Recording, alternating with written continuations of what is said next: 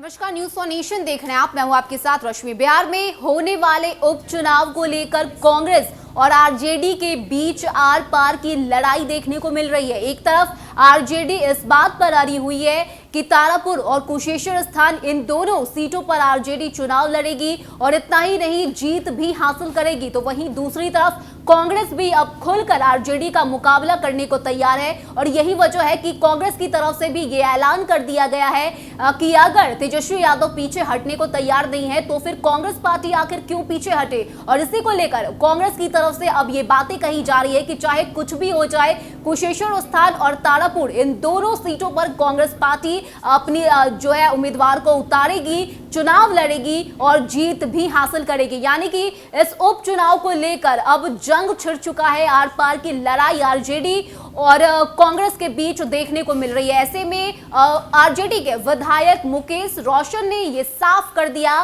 कि जो भी फैसला तेजस्वी यादव का होगा वही अल्टीमेटम होगा और हर किसी को इस फैसले को मानना ही होगा। तो वहीं दूसरी तरफ कांग्रेस के प्रवक्ता आशीत नाथ तिवारी ने भी यह स्पष्ट कर दिया है कि अगर तेजस्वी यादव इस गठबंधन को तोड़ने में लगे हुए हैं, अगर वो पीछे हटने को तैयार नहीं है तो कांग्रेस पार्टी भी पीछे नहीं हटेगी। क्या कुछ कहना है मुकेश रोशन का, और साथ ही साथ आशीत नाथ तिवारी किस तरह से तेजस्वी यादव को चुनौती देने की बात कर रहे हैं, सुनवाते हैं। अल्टीमेटम कुछ नहीं होता है, यहाँ डिसीजन होता है और महागठबंधन के नेता आदरणीय तेजस्वी जी जो डिसीजन किए हैं वो सर्वोपरि है। उसी को सब लोग को मानना चाहिए और सब लोग को मिलजुल कर सहयोग करना चाहिए और चुनाव मैदान में उतर के लोगों को मदद करना चाहिए। ऐसा लग रहा है कि दोनों सीटों पर उपचुनाव में राष्ट्रीय जनता दल ने भाजपा और जदयू को मदद पहुंचाने का फैसला ले लिया है। अगर ऐसा ही करना है तो वो करें। हम तो तारापुर और कुशेश्वर स्थान लड़ रहे हैं, हमें किसी से पूछने तो जाना नहीं है।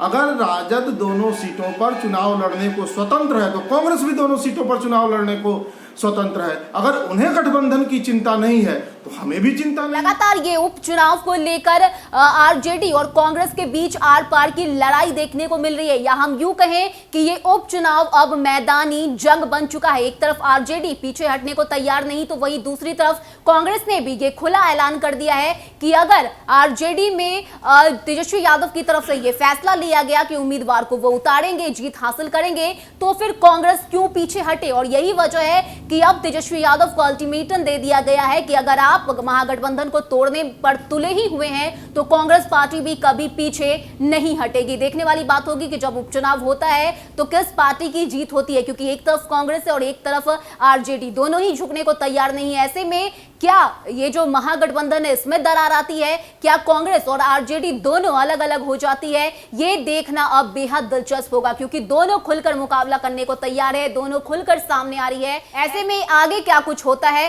किस तरह से बिहार की सियासत में महागठबंधन के टूटने से असर होता है, ये देखना बेहद दिलचस्प होगा। फिलहाल इतना ही। ज्यादा अपडेट के लिए आप बने रहिए न्यूज फॉर नेशन के साथ। नमस्कार।